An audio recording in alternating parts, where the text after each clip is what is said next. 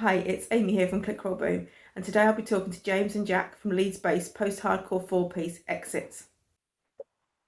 Yeah, so can you tell me a bit about the band's history, how you started, how you came to be? Could be Jack's answer that one. Yeah, sure. So we've played in bands for years on the Leeds scene. I was actually thinking back earlier. There was a gig, wasn't there, that I played in a different band, you played in a different band, and Lee, our guitarist, he also played in a different band as well. So it was Cutting Teeth for you, On Hollow Ground for me, and formerly Captive but Caskets for Lee. So we were aware of each other for a good few years, and like we'd see each other out and about. I think you and Lee were a bit like on familiar terms than you and I, because same gigs. Yeah, I just knew as you as that tall bastard. And then just during lockdown, I started recording myself singing just in my basement.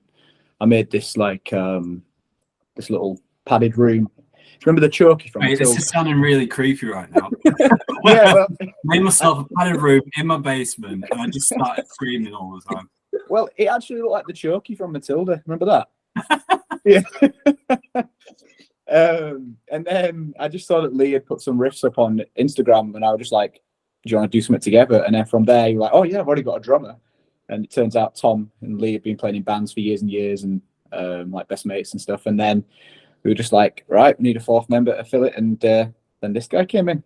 Yeah, it was only by chance I saw you guys were practicing, and another Instagram thing that Lee put up, and I was like, "You don't have a bass player there? Do you need a bass player?"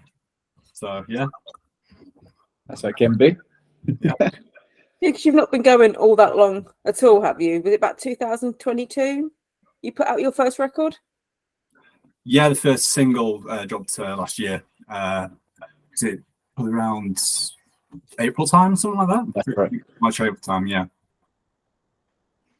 But yeah, no, it's even though it's only been like the last couple of years we started to do stuff, we've been building ideas and everything else for the past year, or the year prior to that, actually. Obviously, Leo have been cooking stuff up for a lot longer himself, but yeah, it's all mainly like his passion project that he was wanting to put in.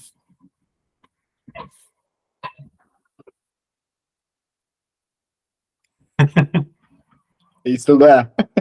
A few moments later. Hello. I don't know what happened. There was an almighty thump from upstairs, and I lost on. I had to reset my router and everything. Oh no. Right, where were we? I was saying, you've not been a band very long. Is it 2022 you put your first record out? Yeah, the first single, what was it now? Breathe. That came out about April time last year. But saying that though, it's been something that Lee's had been cooking up, and that we've all been like dripping into for the past since year prior to that as well. So there's been like a lot of thought put into it in that time. So there was a long while between you putting out your first single and then putting out sort of another single. Was there a reason for that, or was it just time, money? We just wanted to kind of chip away slowly as we were sort of developing our sound and that. Like, yeah, we'd had a whole EP demoed. We've got, well, pretty much an album almost demoed. We're not going to put it out as an album, but we're going to split it into smaller chunks and spice it off and get more mileage out of it. But yeah, we just wanted to put something out there, show people what we're about a little bit while working on other stuff behind the scenes. And like this EP, we knocked out the first one, knocked out the second one. And we're like, oh, let's knock out 3 and 4 and put it on an EP. In that time as well, we also knocked out another track, which was going to be on the EP now, but we're going to put it on like a deluxe edition. It's coming soon. Well, you've mentioned you've been in previous bands. Are you all in other bands now? Or? No, but Jackie, yeah, I am. How many is it? At the minute it's 4. But yeah, on Hollow Ground, as I mentioned earlier, we've been down to Norwich before actually, but yeah, and a couple of other bands as well. But this project for me has been a massive learning curve because I've never actually sang clean on anything before, really. So it's near and dear to me. So do you do the clean and the unclean? Yeah, that's right. How But does that? Thirlby and Lee also help out with harmonies and stuff, and Yeah. Thirlby is a very good, talented screamer as well. How's that going from singing to screaming? I imagine that must be tough on your voice. Yeah, initially, I mean, like I've been screaming for about 12 years now, and I remember whenever I used to like sing in between, like if I were at home and I was just singing on my own and I didn't do anything with any distortion on, I could sing for ages. Mm. It wouldn't be good, but I could sing for ages. And then I can vouch for that. yeah, yeah, but you can. And then as soon as I started screaming in between, I was like, oh man, this is really taxing. But you know, just after a while, you just start to hit those points in your voice where you're comfortable and you start to develop a range in that. And just after a while, you just get into a pocket where, yeah, that works. So you just keep pushing and you keep going. And yeah, that's pretty much it. Where Plus, did the sorry. Plus, I think too, like being able to try stuff out to me and Lee as well. If there's bits that are definitely more straining, it's a bit of more of a relief, and lets Jack Beams the front man, which he's very good at. Thanks, mate. Where did the band name come from? I'll let you take that one. Well, we know we wanted a one name. That the stipulation was it was a one-word name. Yeah. We did bouncing around countless ideas for a long time, and yeah, I think I don't know where I saw Exit, and I thought that could work, and typing in the name into Spotify just to find out how original it is, and you find out every single word is taken under the sun. So it got to the point where I was like, well, you know what, let's just take like one letters out and that can be the name. And it I think it looks like cool. As you might be able to see at the back. And I was like, yeah.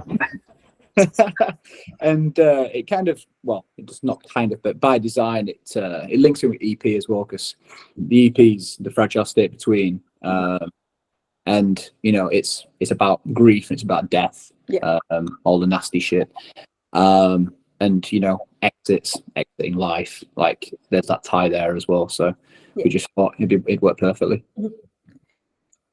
So it said exit. Is that Exit. Yeah. So if I was going to say it, I'd say EXTS. I assumed when you explained what it meant, I assumed it was going to be an acronym for something. Ah, right. Well, fully enough, Jack's got a nice little thing he likes to say. Yeah, whenever I kick out on stage, it's like, we're a band called EXTS, but it's exits to you. So yeah, it's just a little dumb thing. How would you describe your sound? Oh man, there's definitely like a throwback element to it. I think just mainly because of the music that especially Lee will have listened to, like growing up, and what we've obviously went through when we were teens. The huge wave of like, especially like the British, like post-hardcore style stuff. Funeral for a Friend is some we get compared to, which I can hear. But I also hear whenever I remember when I first heard the demos, I was hearing like Senses Fail and Finch. And Senses Fail for sure, man. Yeah, like especially the big like harmonies. I was like, yeah, that's something that I would have definitely listened to when I was a lot younger. And I was like, yeah, I'm not, especially after playing heavy music for a long time.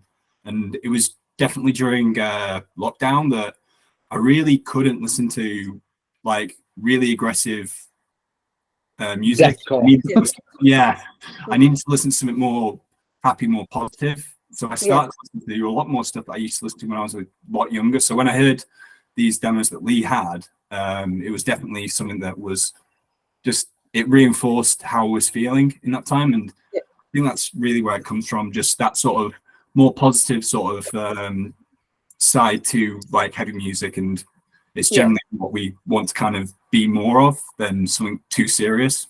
Yeah, we like to see it as a bit of a sort of a throwback, but with a more like modern edge of like metalcore, really. Yeah, I definitely think there comes a point as you get older, because I used to be able to listen to a lot of metal, a lot of really screamy stuff, And there comes a point where I definitely think you can't be dealing with that kind of anger anymore. You do want some jangly guitars going on. Yeah, I totally get that, and I think I don't know about it's the same for you, Philby, but like doing all the screaming and stuff, all that sort of vocal for so many years. Like, you know, you and I have been doing it for years and years now, haven't we? But like you get to a point where you just think, it might be nice to do a bit of singing actually, and just like spice it up a little bit. And you know, in this band we get to do a bit of both, and it suits us to the ground. But even with your screaming, it's not screaming to the point that you think, I have no idea what they're talking about. I don't know what you're saying. It's still screaming, but melodic.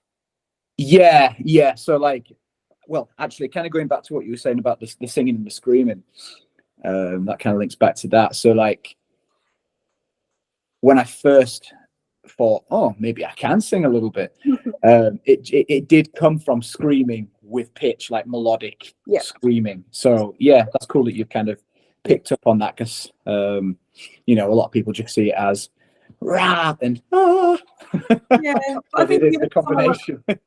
You look at someone like Corey Taylor, you know, he screams, but it's not like just someone who's angry. There's a lot of rhythm in what he's doing. So I think it's getting more prolific now, to rather than just come out and do the whole grindcore screaming like you need therapy. I think it's getting a little more common to actually try and put a bit of tune behind it. Yeah, I mean, like, look at Architects, look at Bring Me the Horizon. Like, you know, those are like two of the biggest bands right now, like, you know, from the modern day, and they combine it perfectly. So yeah, you're right. Makes it more accessible to anyone. Yeah. I think it's more fun as well, though, especially with when it comes to the recording side of things, because now we'll rough out like an idea.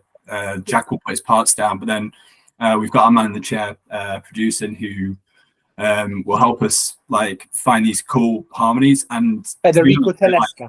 Yes, give them the shout out. But they're definitely like, that's probably like the funnest times that we have like together, is just like, oh, can you hit that note? Can you hit that note? And just, you sound stupid when you're doing it, but when it all comes together, you take a step back and you listen to it, and it's all it's great. And it just becomes this competition. How close can we get to being Queen? And who is ridiculous. Yeah. And you two can go higher than me, so that annoys me. We've touched on this a bit. What other bands have influenced your sound? I mean, just when you dipped off for a second, then like we were just saying how so many people are starting to see different bands in our music. Like we've had Funeral for a Friend. Someone said Ent Shikari to me the other day. Who did I just say, Philby? Who else? It was like my Valentine. Funeral for, yeah. And I think that's why it's a little bit different as well. I hope it's different. We think it's different. Who cares if not? But like, we all came from listening to the same music, but you know, different bands. Like I was more into like the more metalcore side of it, like Bring Me the Horizon and Shikari, like old school stuff. There's like Silence into deathcore. Philby, you were into some more punk sort of style stuff, I think. Yeah, and there was like, even growing up, grunge was like my huge thing, and eventually post-hardcore. You know, yeah, and like Tom, our drummer, he was like in a death metal band back in the day, and like into that kind of thing, and Acacia Strain, and does he like Decapitated as well, stuff like that? Like, you know, like just like the whole heavy music scene, but just, you know, everything spliced in together. There's a lot of pop punk coming through in it as well. I would say. Oh, for sure, yeah. So especially in like Stay Strong. I think it's like definitely the like we said, we've all been in bands where we've done everything but pop punk. Yeah. All been fans of pop punk, but we've not ever been able to put that into a project before. Yeah, I would say there's even some elements of like indie and just normal classic rock. It's quite a versatile sound. It isn't a lot of post-hardcore bands can tend to, every song sounds the same and it's a known formula. You know what you're going to get with every record, but I would say you kind of mix it up and you make it a bit different. Yeah, by design as well. Like I'm kind of glad that you picked out the indie thing in there, and like, you know, like the progressive rock sort of thing. Like you compare Memories to Breathe, like those are two completely different songs, which, you know, if it wasn't the same vocalist on it, you could think it was, you know, two completely different bands. Also, if it wasn't mixed by the same person as well. But we want to keep it fresh, and you know, bands these days, they don't just seem to stick to a genre. Like, No, definitely not. and we don't want to do that either. I suppose as well, with being quite a young band still, you're still kind of almost finding your niche, finding your way, finding your style. So trying out lots of different things gives you kind of a chance to showcase what you can do. Yeah, and we're not precious on like what direction we take next, really, because it's like we've kind of all come to the thought or the conclusion that it really doesn't matter that much. We're not stretching to be defined by this one set thing. We'd rather just play and have fun. Absolutely. I think the only important thing is that when you are sort of crossing genres and changing things, that you're doing it because that's what you want to do, rather than because, oh, if we make a pop song, it's going to sell records. Because that, I think you lose any passion. Yeah, 100%. We you know, like there's tons of bands who are on the local scene and stuff who, you know, who we're friends with and that, and you know, people do that, and you know, backing projects back in the day, you know, we've been guilty of it as well. But yeah, like Philby just said a second ago, we're just like, we're at that age now where we've done it for quite a while. We all feel like we're at the top of our game, and like we're just out here to have a bit of fun. Do you know what I mean? Absolutely. Yeah. So it's nice to do that. For sure. You mentioned before you recently put out your debut EP, The Fragile Space in Between. Can you tell me a bit about it? Yeah, sure. I don't know why I looked at it. I just looked at it because I got a poster on the wall. Yeah, so it came together, obviously, as we just said, during lockdown and that. And then we were knocking it over in Sheffield with our producer, Federico Telesca. I just like saying his name, to be honest.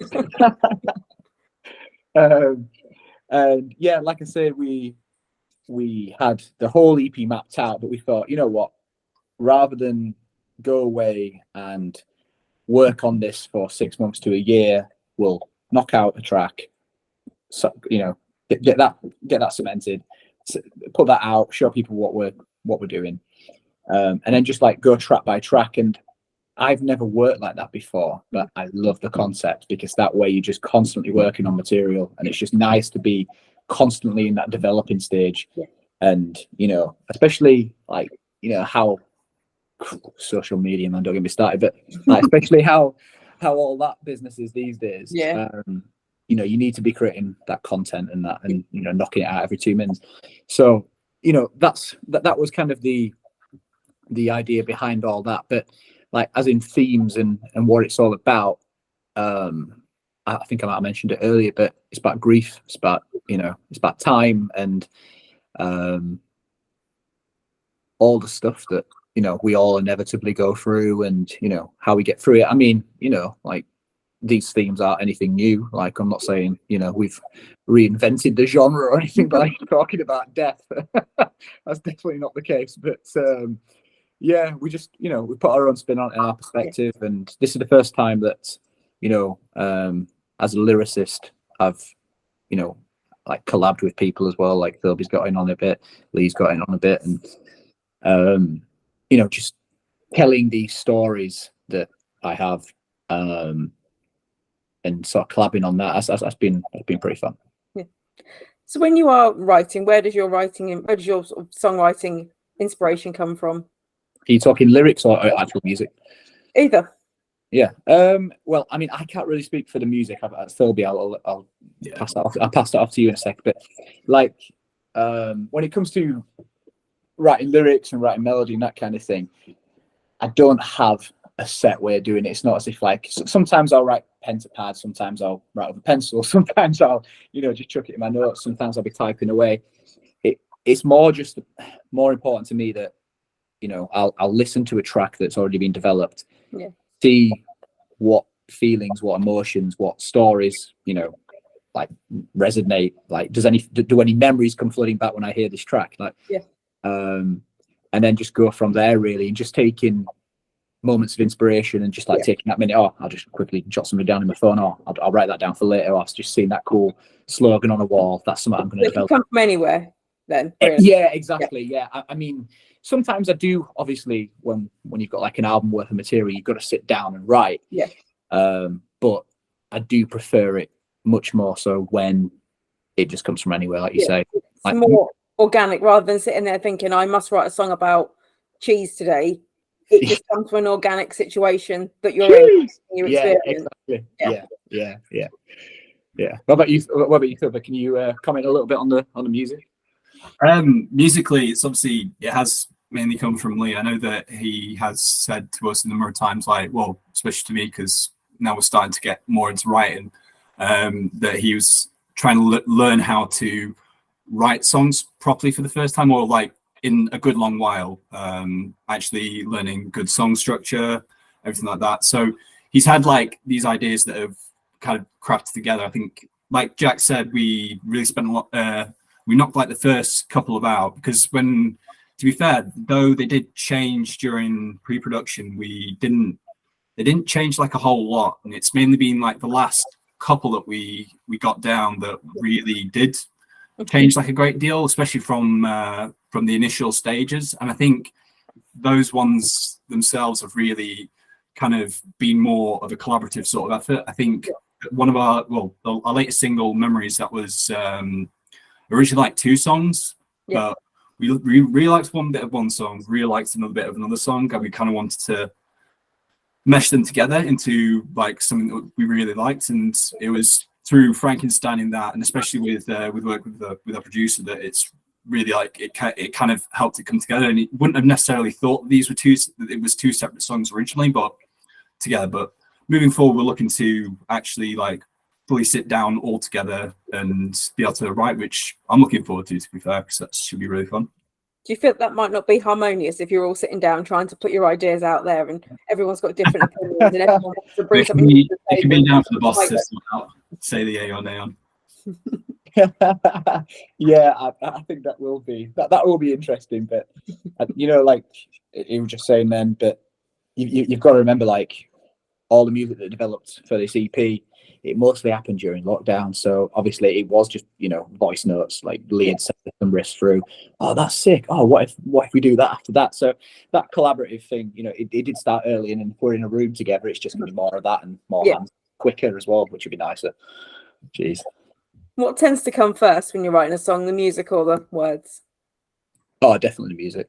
Yeah, for sure. Yeah, like I say, I mean, I do just write sometimes without even, without any aim. Like sometimes I'll, just journal something down, write something down. Especially if it's like a phrase that has kind of swirled around in my brain, and I think that could be used for a nice hook somewhere. But yeah, it normally has to come down to throw a track on, have a listen through, and what am I getting from it, and then have a look through some notebooks or through some notes on my phone, and like, yeah, that works, that fits. It's quite relaxed. You know what I mean? Yeah. So you've up your EP. Are you taking a break from writing, or is it just a perpetual process? Oh, perpetual. Yeah, sure. Yeah, for sure. Yeah, like I say, we've probably got about an album's worth of material. It's just we wanted to split it into EPs and more bite-sized chunks, because if a band like us at our size, like, I'm not trying to talk us down or anything like that, but if we put an album out, like, who's going to listen to the whole thing? We want to get people invested with showing them the good stuff, like the best of it. We don't want it all killer no filler, you know what I mean? Things are definitely becoming the way forward. A lot of bands don't seem to ever put an album out. The smaller bands just seem to put just endless stream of singles.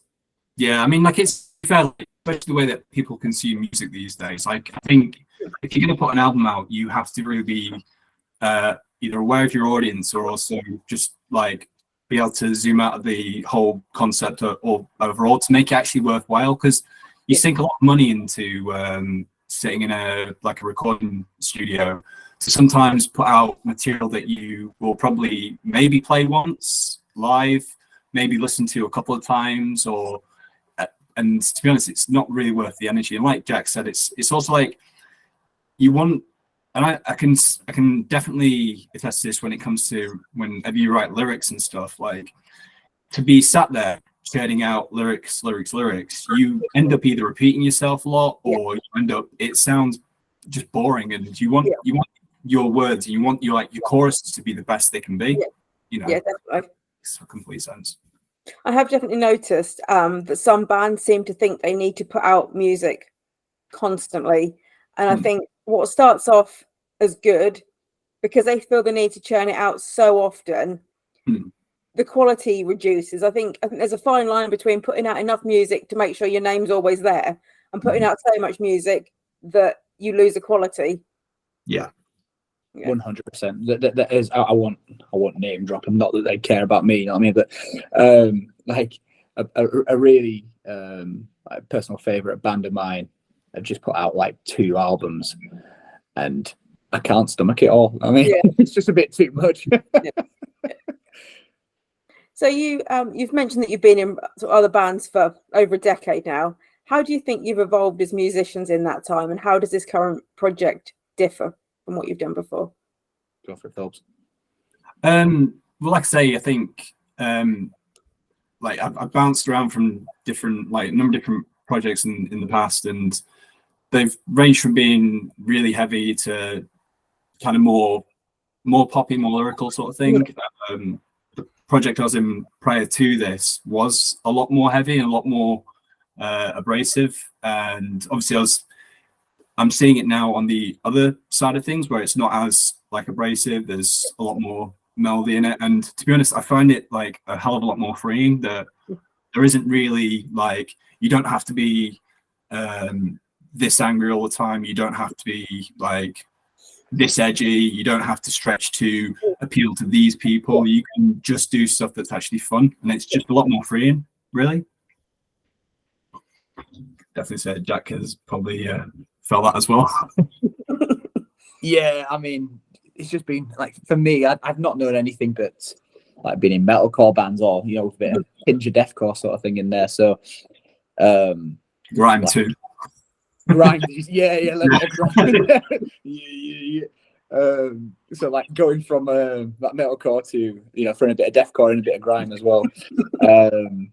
Like doing this is just so, like, it's just so outside my comfort zone. Well, it's not so much anymore, I mean, but yeah, like so many people have come up to me, it's like, you're in a pop punk band, and I'm like, yeah, and it's sick. I love it. Fast forward 5 years, you'll be in a Britpop band. Oh, I hope so. Yeah. But to be honest, like it's the one experience, or the one takeaway I've had, and what I was telling one of my mates this recently, that this project's been the first time like I've been in like a recording studio environment, and I've actually genuinely had a really fun time. Like, it's genuinely made me laugh like the most. All the other times, especially when you're doing vocals, it's horrible, it's draining. You find yourself rushed to do everything in like a couple of days when you feel completely drained and done with everything by that point. But this is the first time it's been like looking forward to it. I think with like heavier metal bands, I think there tends to be a lot of imagery around them, so you have to be seen to be very serious. You have to be seen to be taking it super serious. You can't have that element of fun. Whereas when you get into pop punk and different like genres like that, there is more of a focus on enjoying yourselves and not putting up like a front. Oh, 100%. I don't want to ever have to do that stuff ever again, really, because it's just not genuine, and that's the worst part about a lot of bands in the scene, is they'd rather put up this facade of like that they're serious, angsty musicians all the time on 11, and no, they can be just normal people that are actually. Yeah, absolutely. I think you often see that within their fans as well, because you go to a gig where it's a really heavy band and the fans, they're dressed the part, standing there looking moody and mean, but completely bored. Oh, they stand in that circle. They stand in that circle, and they leave a massive gap in the middle. Like whenever we play, we feel as though we have to like say to people, no, come forward. We want to actually see. Want to see you're not going to get booted. You're not going to get super kicked in the face at this one. Yeah, it's not beat down. That's something that really bothers me, because I go to a lot of the local gigs around here, and you'll see the poor band on the stage. They'll be playing the heart out. You'll look back, and everyone will be way back from the stage on the phones talking to each other. And I just think, this band are looking out. They're putting their all into that. They're looking out at you paying no attention at all. And I just think how rude is that of the crowd, and how disheartening must that be for the band? It must be soul destroying. I mean, yeah, I see it. You know, it does happen. It's happened at our shows. It's happened in previous bands and that kind of thing. And yeah, you do look to the back and you think, I'm glad you're enjoying it. I think that's the thing that you've also got to kind of have the presence or the balls to just say to like a crowd, like, come forward. You know, like a lot of bands just won't want to do that. They want to make sure there's a pit in the middle where people, like one or two people can go absolutely mad on each other. But, you know, yeah, it's not fun in that. Yeah. I suppose if they are standing back, disengaged or whatever, if you can convert, or if you can pique one person's interest or convert one person or get one listen on Spotify, then you've done a good job. Yeah, exactly. That's what it's all about. And as soon as you get out there, like, you know, you're on the road, you're there to convert fans. Like, absolutely. Yeah. Absolutely. So what's been your biggest show to date? It's probably Beauty School, wasn't it? Or to be fair, there was our first headline was a couple of weeks ago now, which was first time we were like not waiting on anyone else. It was just us having to do it all ourselves, which is definitely something that was a lot of fun to put together. And to be honest, like look at it now, and it's like we've now got like a package of material, and we put this all together and stuff, and it's fun once you're actually in there and it's all happening. That's the biggest sort of like gratitude. But we've also, like I say, we've played with Dragged Under, a local band from Leeds Beauty School as well. Both, and they're doing bits at the minute. They're having some real success, like playing slam dunk. Cool. I saw those at the Electric Ballroom supporting the Wonder Years. Yeah. Oh, there you go. They've done really well for themselves. Yeah, they're sick. They're really cool. They're really nice guys, and they invited us along for that. It was their album launch, wasn't it? Yeah, the launch show that was it us? Was it? No, it's like third gig, I think it was, maybe. But yeah, because we like known of them around the same like local scene, we were able to hop on with them, and obviously we know them from about anyway. So that was it's great when you can do that, especially when it's local bands that definitely. I think it's nice when the local scenes support each other. Definitely. Have you got any shows lined up at the moment? Well, at the minute, we just did the EP launch show, so that was a massive build up to that. Like at the minute, it's just more about getting that material sorted. We're just sort of doubling down on that, like getting ourselves the music videos sorted, and just it's the creativity behind the scenes that we've got planned right now. You know, like when shows come up, you know, we'll play them. But at the minute, like our priorities just, you know, shifted to just making music, really. Do you venture out of Leeds much to play? Do you get about?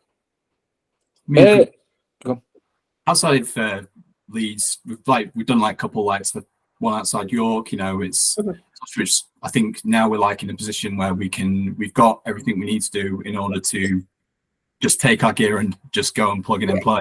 That's kind of where we're at now. So we're completely able to do it. Just need the offers and stuff. Who would you most like to go on tour with?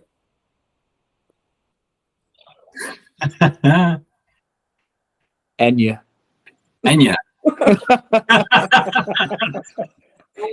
Love Enya. I quite like it when, probably sound like an idiot, like a bit of an arse now, but like I love heavy music. Heavy music's been, you know, decent to me, and I've, you know, been at it for years and that. But I like it when you've got a lineup with just a load of different stuff on it. You know what I mean? If you could have a lineup with, I don't know, Acacia Strain, and then you've got Blur on it or something, like just to play boys and girls, and then like Block Party, like me and Philby are big fans of Block Party. I'd love to play with Block Party. I don't think they'd love to play with us, like, but those would definitely be three of mine. How about you, Philby? Oh man, but like Jack said, like we've used Block Party as that, but the if you look at the like recent Paramore tour, like the idea of Paramore and Block Party and the meeting kind of in the middle, and it is like ideal. I'll jump on an open show for that. That'd be all right. That'd be a laugh. Yeah, if they ask us, I'll do it. Oh yeah. No, yeah. We can offer them like discount on merch if they do want to put us on. Just as a favour. Yeah. Do you think that works though when you've got really contrasting bands on a lineup? Oh, 100%. It's like, to be honest, like it's the funnest because I mean it's boring now when you go to one show and it's just the same flavor constantly throughout. I like in like previous bands when I've been in charge of putting on a show, the best part is to get as many different like it can all be the same sort of come from the same sort of pot, but it can be you know an absolute stew of different like styles or variations on the same sort of flavor. Like I think that's the best sort of lineup that you can actually go. You have to be careful though, because I've been to gigs here where the lineup has been, we've had like a punk band and then a very acoustic kind of yacht rock type band and then a more kind of Britpopish, and you could very much see that in between each band the crowd cleared out and that band's fans went home and a new lot of fans moved forward. So I think you do have to be careful that although they can be different, they have to be similar, if that makes sense. So you could put a pop punk band on with a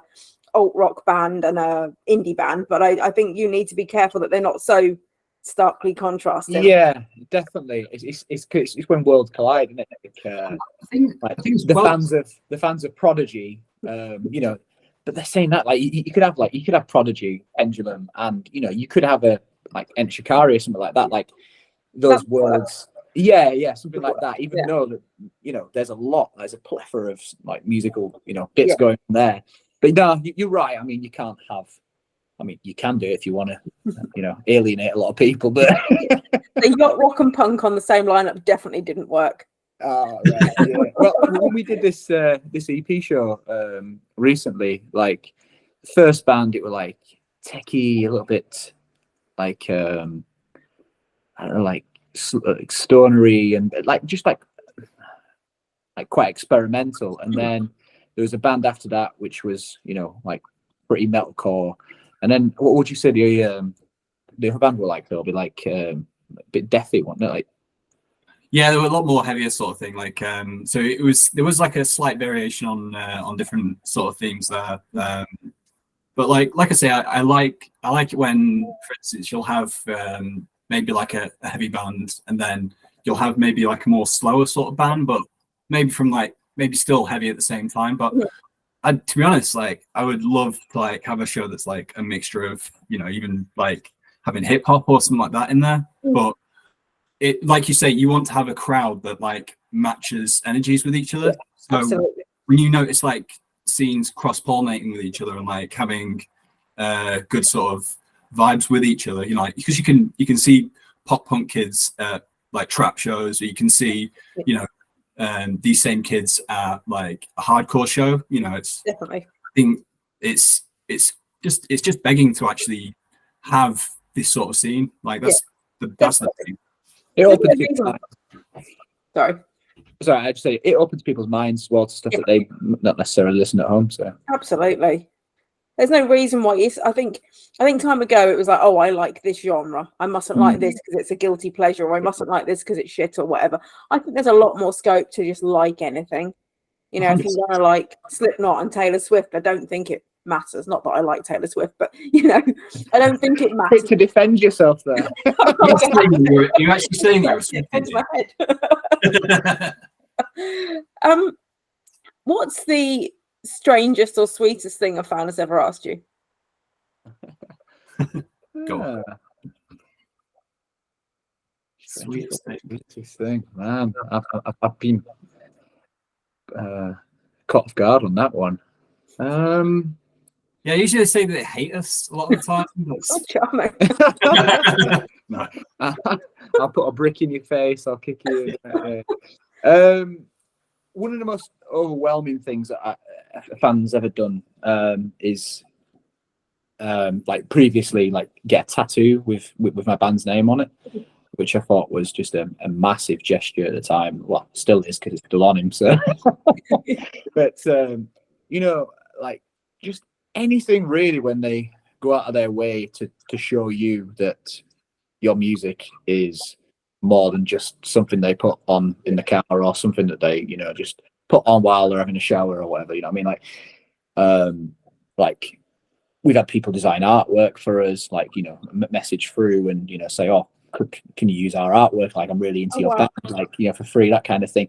So like when people have got in touch to offer to do things for us, for Exits, for free, like that's really humbling, because you know they genuinely really like your music, and they're willing to go that next level to you know, put a lot of time and effort and creativity into something that, you know, they just want to give us it, like for us to use and like, you know, have the right to us, which is so I'd probably say, you know, anything where a fan has gone out of their way to come to us and, you know, send us a message and just say, you know, look, I've done this for you, use it, and we've been like, thank you very much, we will.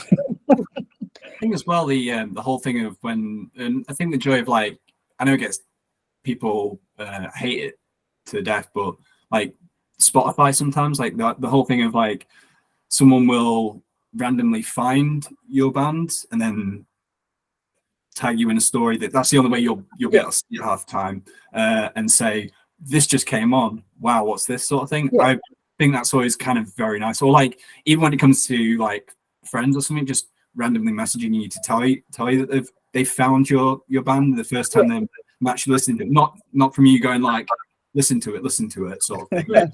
On like, well, this came on, like, oh, it's actually really nice. And like every single time if a mate says that, I would just downplay it, like, oh, don't worry about it, it's fine. It's fine. It'll clear eventually. And they always say like, no, I actually really like it. And I think that's always like, oh wow, that's nice. I always quite love it when I see, you know, like someone's posted up a picture that's completely irrelevant to anything to do with the band, and like the caption will be like one of our lyrics. Like that's amazing, you know what I mean? Like, yeah, like nothing to do. It could be a picture of their dog, but you know, like one of our lyrics is underneath it, and it's just like, oh, sweet, yeah, nice one. just to note out there, dog pictures are completely acceptable to. Yeah, for sure. What are you working on at the moment, and what does the future hold for you as a band? Yeah, so we're working on a lot of material that I've, you know, talked about a couple of times. We're just in the process of getting our own space. Actually, the other two members, they're out liaising at the minute to get our own space, so we can just have a hub where, you know, where all the music goes, and getting that space, like Thirlby was saying earlier. But yeah, we've got another EP pretty much ready to go in and start developing. You know, it's in the early stages of it, but that's there. We've got another music video ready to come that's already been shot, and we're just waiting for a final edit back on that. So we've got a single ready to come out. You know, what time did we say? I can't remember what we said. Well, it's up in the air at the moment, but we're looking towards the couple of months' time, like September-ish sort of time, maybe. Yeah. Or, depending on if anything needs, then we can push it forward. We just want it ready to go. But to add to what Jack said, like there's definitely like another EP's worth that's cooking at the moment, and on top of that as well, there's there he goes. We've also got just riffs kicking around that like just fly to each other, and you're like, well, how about this sort of thing? And it just, you know, there's plenty of stuff there ready to go, which is I'm really excited to get doing. Just a lot more gigs and a lot more McDonald's sessions afterwards, I reckon. I guess the only time I exclusively eat McDonald's is just after we play. Oh man, like in normal life, I wouldn't dream of it. But after a gig, go on, get in. Lastly, give yourselves a shameless plug. You do that, Thirlby. You're shame. You've got no shame. Come on.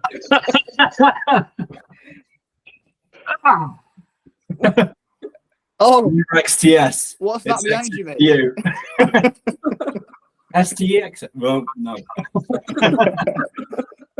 But yeah, we're EXTS. Yes, we are. Oh, Let us try this again. Because Jack's usually the one that says this, so he's the expert when it comes to it. We are EXTS. It's exits to you.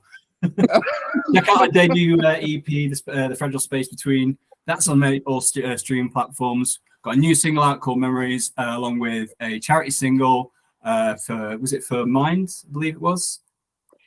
Yeah, to do mental health. And that's for that's Aliens Exist by Blink-182, but we've done a rendition of it. That's also available everywhere. And where can they follow you on social media? Oh, places. Just type in EXTS, AXTS, and if that don't work, the EXTS band. Find us on Instagram, EXTS_band, and yeah, same with Twitter and even TikTok. But most of the places we're going to be seen is probably on Facebook as well. But that's easy enough to do. EXTS will probably pop up. Probably. Just look for some orange. Yeah, just look for orange, and it's probably might be us. It could be orange. It could be orange, but that's been long gone. So I wouldn't follow that page. Brilliant. That's been lovely to talk to you. You too. Thank you very much. It's been a nice conversation. Thank you. Sorry about the internet. Oh, no worries. Just DVD extras, isn't it? Thank you. All right. See you.